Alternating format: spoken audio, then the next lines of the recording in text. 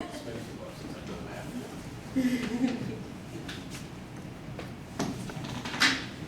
we know this is going to be no, this is gospel.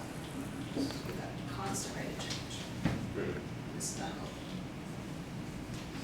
Don't make it DC. And that's what I'm going to draw Don't make it this. DC.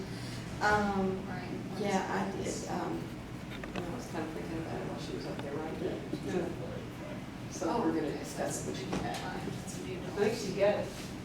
That's C right there.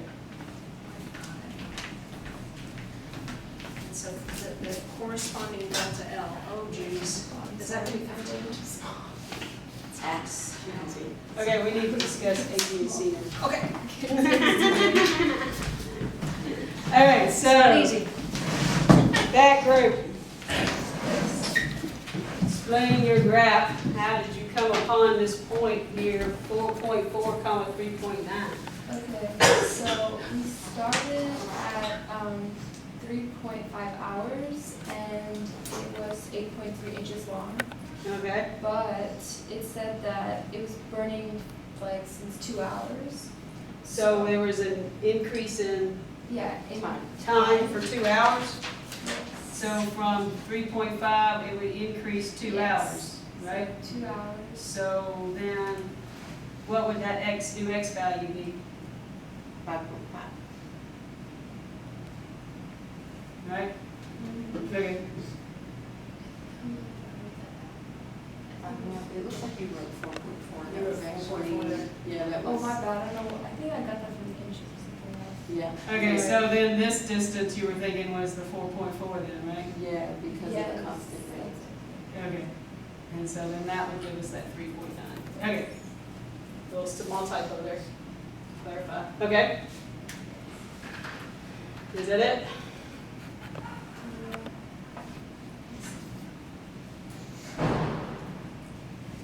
Yeah. All right. The increase in time gave us a decrease in candle length. Down to 3.9, right? What about, yeah, that's good. You used a different method. It looks like you used some sort of, this Constant right here rate is, times the time. yeah, here's our constant rate here. And then That's, times your time delta T, right? Right. that. I think we need to be saying change in time. Change in Constant time. rate Change in times time. change in time. And so we Change in wound up with our change in length. Right. Just change in length. And we Okay. added that to where our starting point was, we added the negative So 4.4. the change in length plus your known value Known that value, you had. All right, so plus some value that was already given to us gave us our new y value then. Right. All right, and then y'all used a different method. Y'all quit with the delta L over delta T. And then It's solve pretty it. much the same method, I just All right. Okay. So what is could we describe what our difference is? It's almost the same method. What's the difference? and instead of just starting out with the 2 hours, I actually added 2 hours to the 3.5 and added an extra step for it, essentially. This spot right here. Okay. Oh, All right. yes.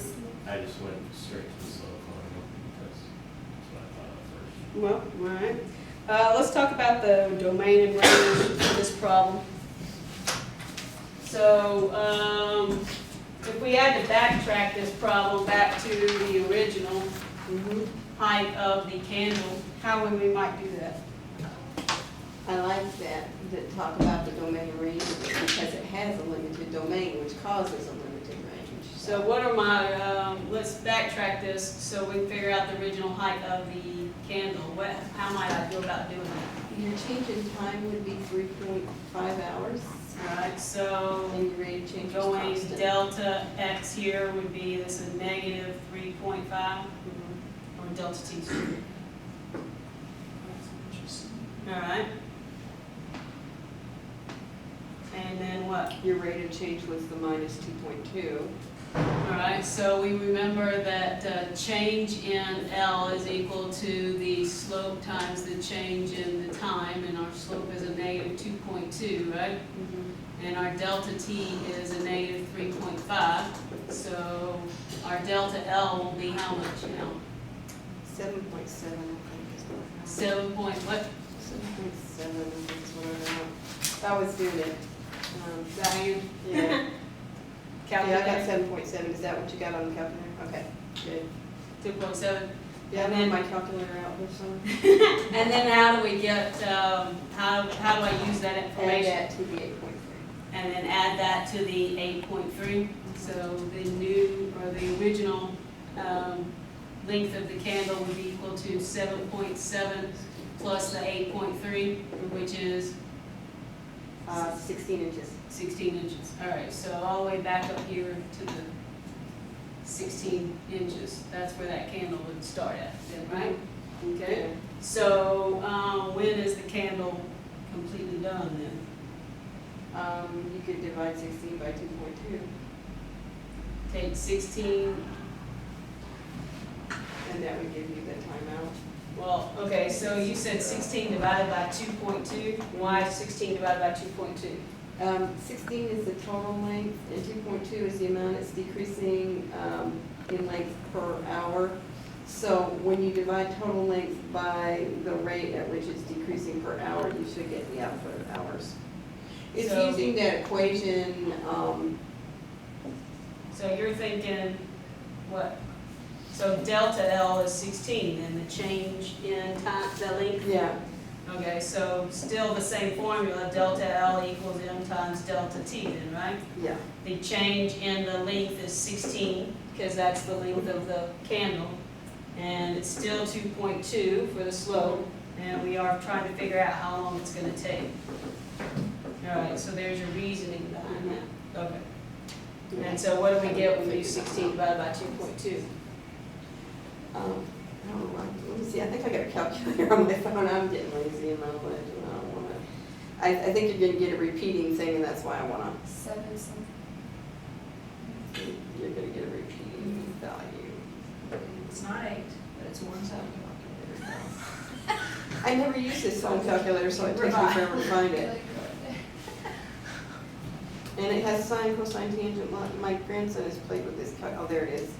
Okay, clear, 16 Of course, Jack had already answered my question 5 times. What's What's 16 16 divided by 2.27 2.2? repeating?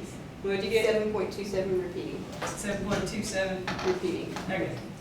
So, what would then be the range of numbers that I could use to input into this particular problem? In other words, what is my total set of domain? Okay, the that's running? domain would be 0 to 7.27 repeating. All right, and so we might write that like this then, right? Yeah. Using notation that we've seen before. Okay, and what about the range? What is all the possible values that I can get out? 0 to 16. 0 to 16, and how might I write that using notation that I've seen before? 0 is less than or equal to delta L, is less than, or less than del L. I guess. There you go. Yeah, not delta L. Okay. Would you consider this function to be continuous, meaning that it can carry all values between 0 and 16 and 0 and 7.27, or discrete, and that we're only counting? Continuous, we're taking points, but it is continuous. How does it calculus? I thought. Well, I just introduced it. The text talks about discrete sets and continuous sets. And so, yes, we do have to start introducing these concepts, so that way when they do get to calculus, then it'll be easier. So asking them if it's continuous and it's the Yeah, I just introduced it, that's right. Is it continuous, meaning that it carries on all values between 0 and 7.7 and 0 to 16? Yeah, I don't know. Or is it discrete in that we only count 1, 2, 3, 4, 5? Yeah, I don't know what's introduced terminology when I'm told to by the book. I kind of do it when it comes naturally to the conversation that we're having about the math. It was in the When instructor it guide beats to the ask the student's question. need for knowledge. Yeah. I mean, it was. It was in the instructor guide to ask the question. Oh, see, I need to get that one with red. It's online. Yeah, we need to get you set up. Huh?